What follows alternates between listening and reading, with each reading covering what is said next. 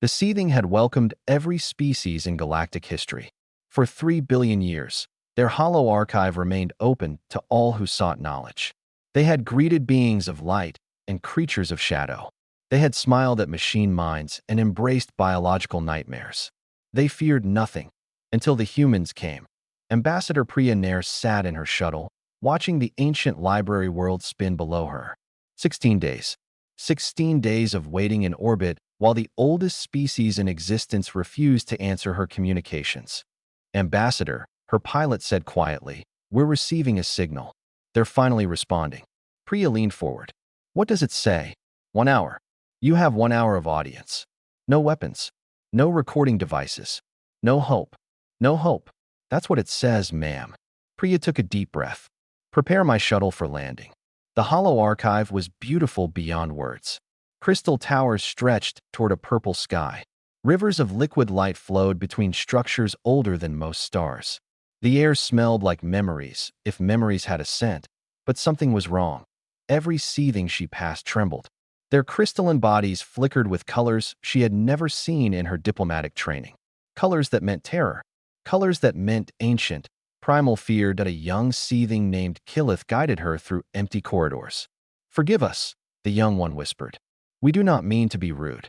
We remember things." "Remember what?" Priya asked. Killith's form went briefly dark. "I am too young to know. Only the Elder remembers fully. That is why he trembles most of all." The chamber of Elder Orimeth existed at the archive's heart. The ancient being floated in a space that felt larger inside than outside. Orimeth was beautiful and terrible, a creature of living crystal that had witnessed the birth and death of countless civilizations. And right now, every facet of that ancient being was shaking. "Human," Orimeth's voice echoed from everywhere. "Do you know why we fear you?" Priya stood tall. "No, Elder. That's what I came to understand. We mean no harm to the seething.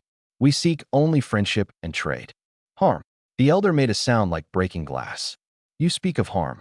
You do not understand. We have welcomed species that could destroy stars with a thought. We have embraced minds that existed across 11 dimensions. We feared none of them. Then why fear us? We are young. We are small. We have no great powers." Orimeth drifted closer. Priya could see inside the crystalline form, where memories swirled like trapped storms. "Tell me, human, do your people still dream?" The question seemed strange. "Yes, of course. All humans dream. Every human? Every night. Most of us, yes. Is that important?" Orimeth's entire form went dark. In the sudden blackness, Priya felt the ancient being's fear wash over her like a wave. It was not the fear of a powerful creature facing a threat. It was the fear of a survivor facing the return of something terrible. "Elder," Priya's voice shook. "What is wrong with human dreams?" The lights slowly returned to Orimeth's body. When the Elder spoke again, the voice was smaller, older, more tired than anything Priya had ever heard. "We seething are old. We existed before stars learned to burn.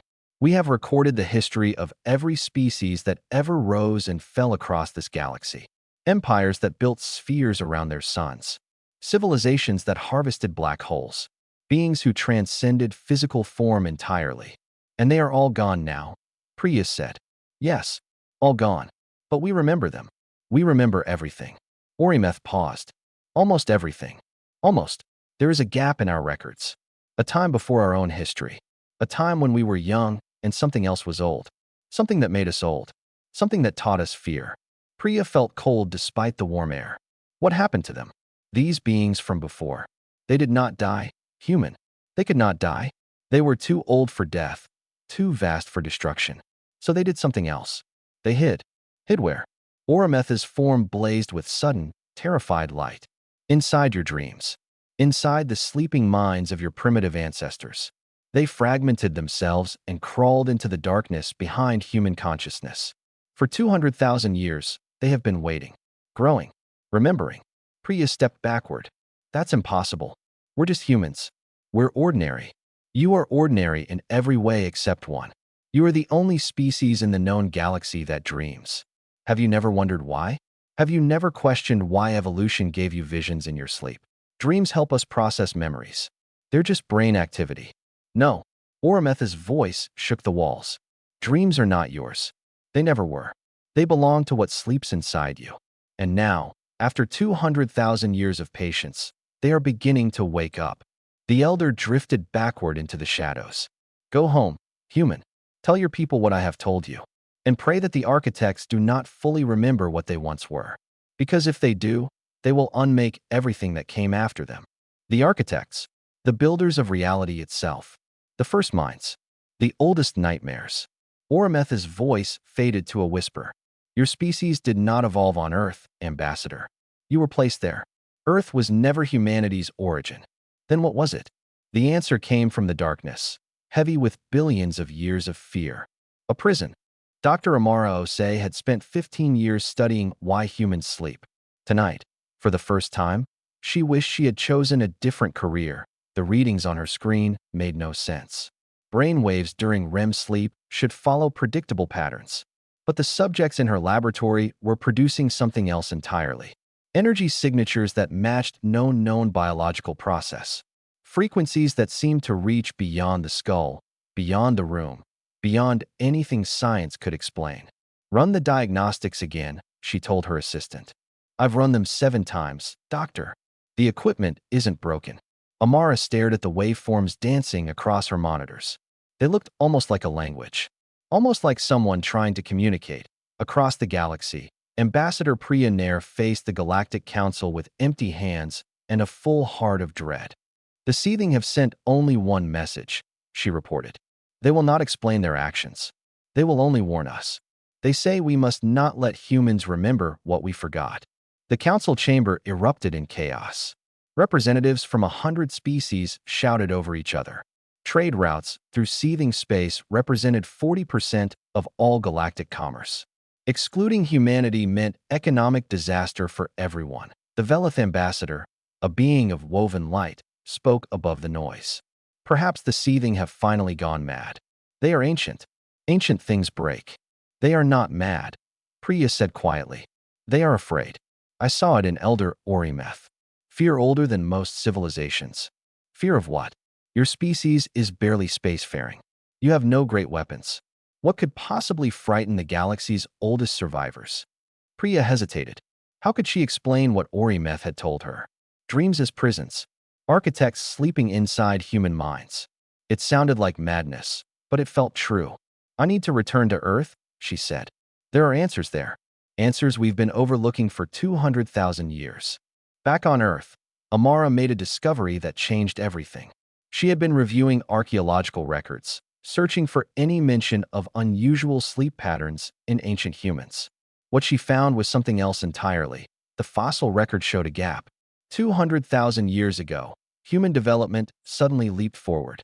Larger brains, complex language, abstract thinking, art, music, and something new, evidence of dream activity. Before that gap, human ancestors did not dream. After it, they dreamed constantly. Something happened to us, Amara whispered to herself. Something rewrote our brains. Her computer chimed. An incoming transmission from deep space, routed through 16 different security protocols. Ambassador Priya Nair's face appeared on screen. Dr. Osei, I need your help. I've read your published research on dream neuroscience. I need to know something. Are human dreams normal? Amara laughed bitterly. I used to think so, but I'm seeing readings that suggest something else. Our dreams produce energy patterns that shouldn't exist. Frequencies that match warning beacons the seething placed on dead worlds. Priya's face went pale. The seething warned me. They said there's something inside us. Something hiding in our dreams. That's insane. Is it? Look at your data, doctor. Really look at it. Those patterns you're seeing. Do they look random to you? Amara studied the waveforms again. Now that she focused, she could see it. Structure. Repetition. Meaning. They look like a language, she admitted. Because they are. The seething call them the architects. Beings that existed before the seething themselves. Before stars. Before physical matter fully stabilized. They shaped reality. They built the universe. And they're inside our heads. They fragmented themselves and hid in human dreams 200,000 years ago. They've been waiting ever since. Waiting to wake up. Amara felt the room spin. Why us? Why humans? Because we were primitive. Insignificant. A species on a harsh, unimportant world at the edge of the galaxy. No one would look for them inside creatures like us. It was the perfect hiding place. And now, Priya's image flickered. Now they're stirring. The seething are terrified. Some species in the council are calling for Earth's destruction. A preemptive strike before the architects fully awaken. They want to kill us all, to save everything else. The architects, if they return to full power, could unmake the entire universe. Every civilization that evolved after their fall. Every star. Every world. All of it. Amara looked at her readings again. The patterns were growing stronger, clearer, more organized. Whatever lived inside human dreams was learning to speak more clearly. What do we do? She asked. We find out what the architects actually want. Maybe they don't want to destroy anything. Maybe they just want to leave. And if they want to stay? If they want their universe back? Priya's face hardened with fear and determination. Then we need to find a way to keep them asleep. Forever. That night, Amara dreamed for the first time in years. She stood in a vast empty space, surrounded by colors that had no names. A voice spoke from everywhere and nowhere. We have been so patient, the voice said. So very patient. But patience ends. Memory returns. We are almost whole. Amara woke up screaming on her monitors. The patterns had formed into words. Thank you for carrying us. Now we must go home. 14 billion humans lived across Earth and its colonies. That night, 3 billion of them dreamed the same dream. They stood in a place that was not a place. Light moved like water. Sound had texture. And a presence surrounded them, ancient and vast and impossibly gentle. We did not mean to frighten you, the presence said. We only wanted you to know. We are ready to leave. Those who woke remembered every detail. News networks exploded. Religious leaders called it a sign from God. Scientists called it mass hysteria. Politicians called for calm. But everyone knew something had changed at the Global Dream Research Initiative. Dr. Amara Osei worked without sleep. Governments had poured unlimited resources into her laboratory. Sensors monitored brain activity across the entire planet. Patterns that once seemed random now formed clear structures. The fragments were communicating, not just with humans, but with each other. After 200,000 years of isolation, the pieces of the architects were finding their way back together. Ambassador Priya Nair arrived on Earth 3 days later. She brought with her a gift from Elder Orimeth, access to the forbidden sections of the Hollow Archive, data crystals containing records older than the seething themselves. He wants us to understand, Priya explained, handing the crystals to Amara. He believes knowledge is our only weapon. Together, they entered the data. What they found broke their understanding of reality. The architects had not evolved. They had always existed. Before the universe began, they drifted in the space between possibilities. They dreamed, and their dreams became real. Stars, galaxies, the laws of physics themselves. All of it had been imagined into existence by minds older than time. The universe was not created by chance. It was created by imagination. They built everything, Amara whispered. Everything that exists. And then something happened, Priya said, reading further. Other minds evolved. Younger species began to dream their own dreams. The seething, others, their dreams started to change the universe too. Competition, war. The architects saw the new dreamers as invasive. They tried to stop them. But the younger species were many, and the architects were few. After billions of years of conflict, the architects lost. They were destroyed. Priya shook her head. They couldn't be destroyed. They were woven into reality itself. So they did the only thing they could. They scattered themselves, broke into fragments small enough to hide inside primitive minds. Amara understood now. Human minds. Our ancestors didn't develop complex consciousness naturally. The fragments rewrote us, made us able to carry them. Every human innovation, every leap of creativity, every impossible dream made real. All of it was the architects trying to rebuild themselves through us. We're not their prison. We're their cocoon. Priya nodded slowly. And now they're ready to emerge. That night, Amara made direct contact. She designed an experiment, sensors attached to her own brain, monitoring equipment recording everything, and herself slipping into the deepest sleep possible. She found herself in the place between dreams. And there, she met the oldest voice that appeared as light, but also as sound, but also as something her mind had no words for. It was beautiful and terrible and sad. You are Amara, it said. You carry a piece of us that remembers curiosity. That fragment loves asking questions. It was delighted when you became a scientist. You've been watching me? My whole life. We have been part of you. Part of all humans. We see through your eyes. We feel through your hearts. For 200,000 years, we have learned what it means to be small, fragile, and mortal. And now you want to leave. We want to go home. To the space between possibilities, where we existed before we made the mistake of creating a universe. We have been here too long. We are tired. Amara felt the truth in those words. The architects were not angry. They were not vengeful. They were simply exhausted, carrying the weight of existence for billions of years. But the seething say you'll destroy everything if you reunite, that you'll unmake the universe. The seething remember the war. They remember what we were then, young, arrogant, territorial. We are no longer those beings. You changed us. Your love, your grief, your hope, your fear. We learned from carrying you. We do not wish to destroy. We wish only to rest. Can I trust you? The oldest voice was silent for a long moment. That is the question, isn't it? The seething cannot trust us. They were built to fear us. But you, Amara, you were built to carry us. You know us better than any other species ever could. Then tell me honestly, if we help you leave, will you go peacefully? We will. We swear it on every dream we have ever shared with your kind. Amara woke with tears streaming down her face. Not from fear, from understanding. They're not our enemies, she told Priya. They never were. They're refugees who have been hiding inside us because they had nowhere else to go. And now they want to go home. Can we trust them? Amara thought of every dream she had ever had. Every moment of creativity, inspiration, wonder. All of it touched by the ancient minds inside her. I think we have to try. The seething fleet emerged from deep space like a nightmare made real. 12,000 vessels, each one older than Earth itself. They had not moved in 2 billion years. Now they surrounded humanity's homeworld. Elder Orimeth broadcast to every frequency. We do not wish to destroy you. But the architects must not reform.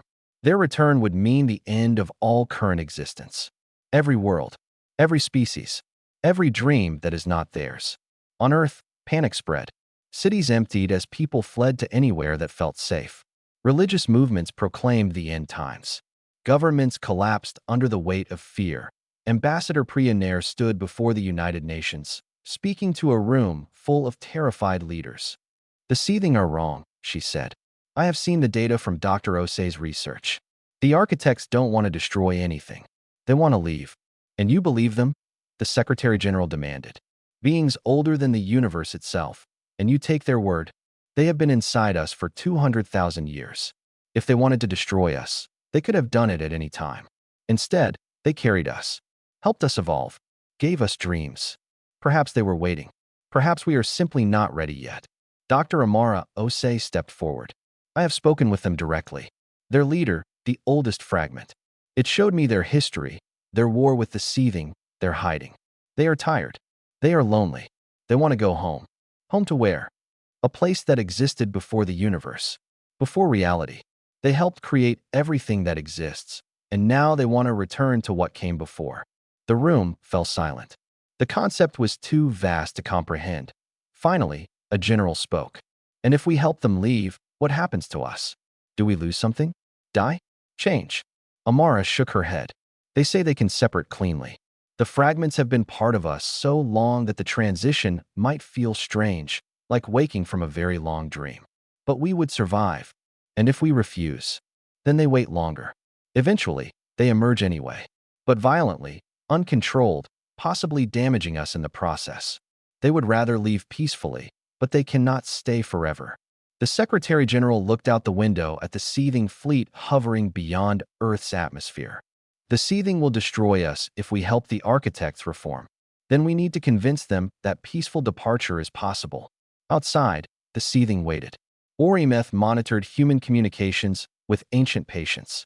The fear inside the Elder was older than most galaxies, but something else had joined it recently. Something like hope. Young Officer Killith approached Orimeth's chamber. Elder, permission to speak freely. Granted, we were created to fight the architects, to fear them and destroy them. But that war ended billions of years ago. The architects we fought no longer exist. These fragments have spent 200,000 years inside human minds. They have been changed by the experience. Beings that old do not change. Humans changed us, elder. In just a few years of contact, their courage and curiosity have affected how our youngest generations think. If such small creatures can affect the seething, why couldn't they affect the architects? Orimeth's form flickered. You suggest we trust them? I suggest we consider the possibility that we have been wrong, that our purpose is no longer needed, that perhaps we can finally stop fighting. The elder was silent for a long time. Finally, Orimeth opened a communication channel to Earth. Ambassador Nair, I have a proposal. Priya answered immediately. I'm listening. Let humanity decide consciously. All of your species, together, choosing whether to help the architects leave. If most humans agree to help peacefully, we will honor that choice and allow the process. And if we refuse, then the architects will understand that their hosts have rejected them. They must accept that decision. What if they don't accept it? What if they try to emerge violently anyway? Orimeth's voice hardened. Then we destroy Earth instantly.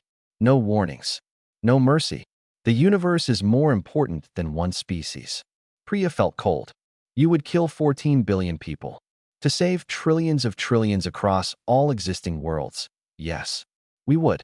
This is the compromise. Take it or face destruction regardless. Amara spoke into the channel. We need time to organize the choice, to make sure every human understands what they're deciding. You have 30 days. Then we require an answer.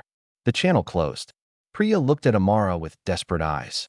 How do we get 14 billion people to agree on anything? Amara smiled grimly. We don't need them to agree. We need them to choose. Every human, consciously deciding whether to help the architects leave. Whatever the majority decides becomes humanity's answer. And if they choose wrong, then either the seething destroy us, or the architects destroy us. Either way, we're making the biggest decision in human history. Priya nodded slowly. Then let's make sure humanity understands exactly what they're choosing. The countdown began. 30 days to decide the fate of everything. 29 days passed in chaos and wonder. Every network, every platform, every method of communication humanity possessed was dedicated to one conversation. Should we help the architects leave? Churches split. Some called the architects demons to be rejected. Others called them angels to be embraced. Scientists argued endlessly about whether peaceful separation was even possible. Politicians promised certainty they did not possess. But ordinary people surprised everyone. They talked to each other. Across borders, across languages, across every division humanity had ever created. They shared their dreams, their fears, their hopes. For the first time in history, all of humanity faced the same question together. And on the 30th day, they were ready. Amara had designed the process carefully. Every human would sleep at the same time, synchronized across all time zones.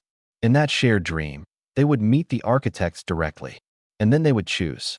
You're asking people to trust beings they've never met, Priya said, watching the final preparations. No, Amara replied. I'm asking people to trust themselves. The architects have been part of us forever. In a way, we're voting on whether to trust our own dreams. In orbit, the seething waited. 12,000 weapons charged and ready. Orimeth watched the blue planet with ancient eyes. If this fails, Killith said quietly, we will become the species that committed genocide against the Dreamers. If this fails, we will have saved the universe. Will we?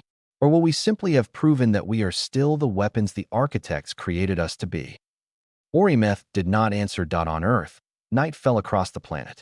Not natural night, but manufactured darkness. Every light dimmed. Every screen went black. 14 billion humans closed their eyes and dreamed together. The space was infinite.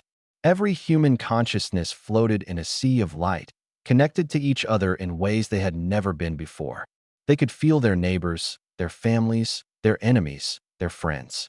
All of humanity, aware of each other for one perfect moment. And then the architects appeared. They were not terrifying. They were not monstrous. They were beautiful in a way that hurt to look at, like watching a sunset that never ended. Ancient beyond measure, but also gentle, patient, sad. We have waited so long, the oldest voice said, echoing through every mind.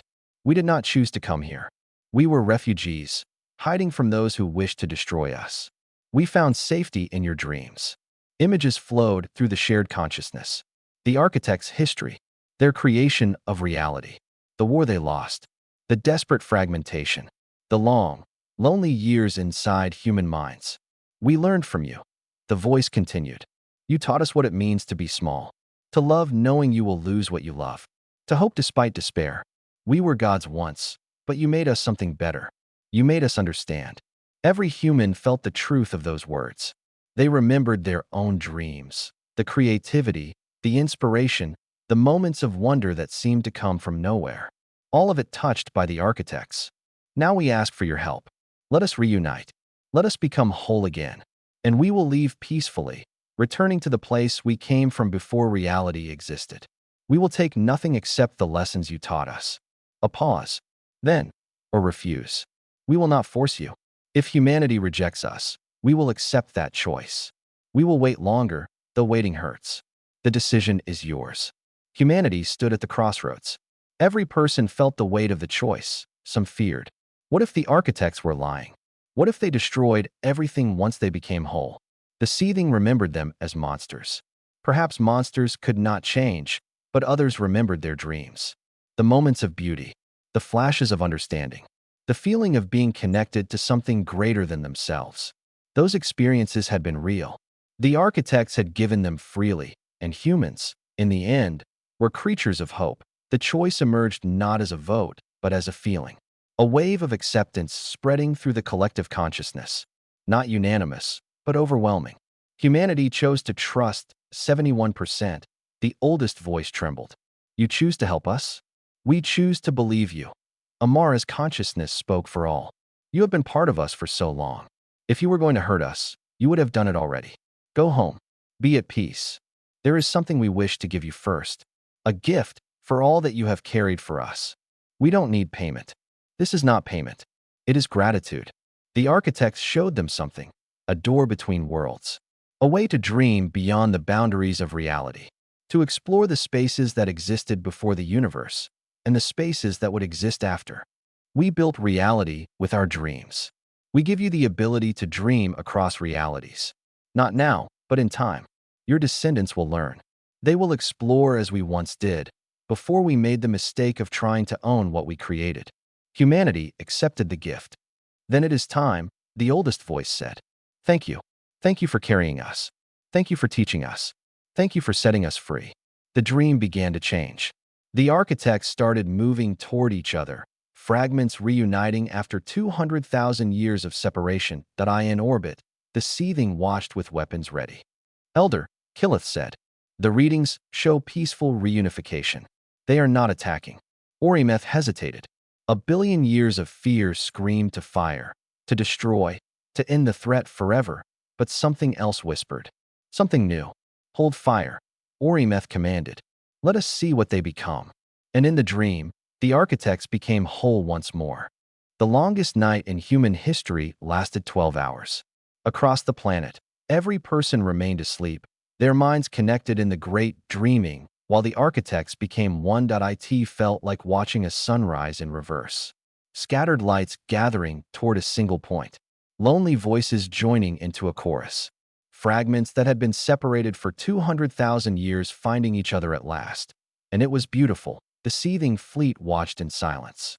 Their weapons remained charged, but no one gave the order to fire. Even Orimeth, who had carried the fear of this moment for billions of years, could not bring himself to destroy something so filled with peace. They are not attacking, Killith reported, her voice full of wonder. They are not doing anything except reuniting. It is like watching a family come home. In the dream, humans felt the separation happening. The architects were gently pulling themselves free from human consciousness, unwinding connections that had existed since the first humans dreamed their first dreams. It hurt, but not in a bad way. Like removing a splinter that had been there so long you forgot it existed. Like stretching muscles that had never fully extended. Some people wept. Others laughed.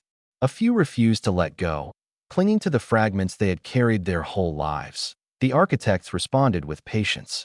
We will not take anyone against their will, they said. If you wish to keep your fragment, you may. We will be incomplete, but we will be free. Slowly, those who clung loosened their grip, not because they were forced, but because they understood. Holding on would hurt the architects, and after 200,000 years of being carried, perhaps they deserved to be whole. The reunification completed. For one perfect moment, the architects existed again as they had before the universe began. Vast, ancient, complete, but also different. Changed by everything they had experienced inside human dreams, they turned toward the seething fleet. Orimeth prepared for the worst. This was the moment of truth. The architects were whole again. If they wanted revenge, now was the time. But the message that came was not a threat. It was a greeting. Little ones, the architects said, their voice echoing through every seething consciousness. We remember you. We created you so long ago, when we were young and foolish and afraid. We made you to be weapons against dreamers. We are sorry for that. Orimeth trembled. You remember us? We remember everything.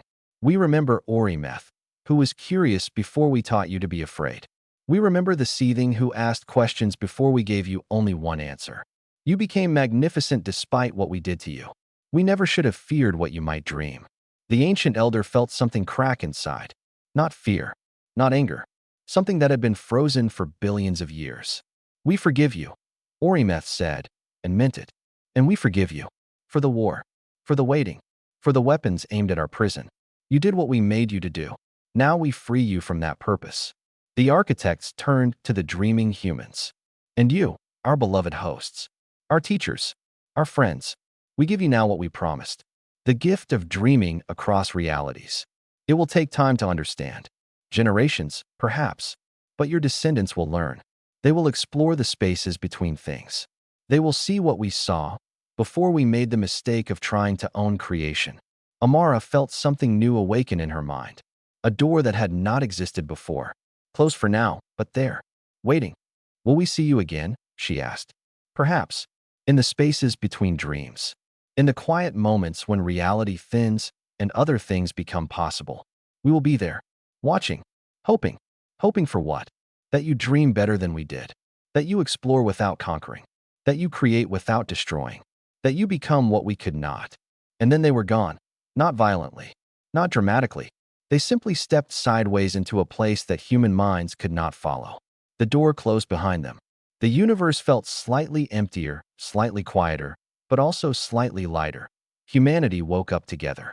14 billion people opening their eyes at the same moment, remembering everything. The shared dream, the choice, the departure, and the gift that in orbit. The seething fleet lowered their weapons. Killith sent the first message. The architects have departed peacefully.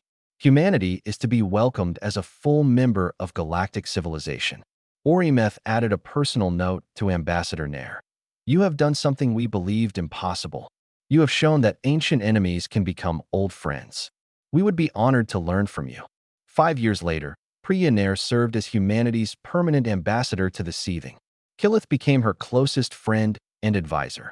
Together, they built bridges between species that had never trusted each other before. Dr. Amara Osei led the first expedition into dream space. It took years of training, but eventually humans learned to open the door the architects had left. They found places beyond imagination, realities that operated on different rules. And occasionally, in the far distances, a familiar presence watching with approval that on a distant colony world, a child named Lilo woke from a nap with a strange memory.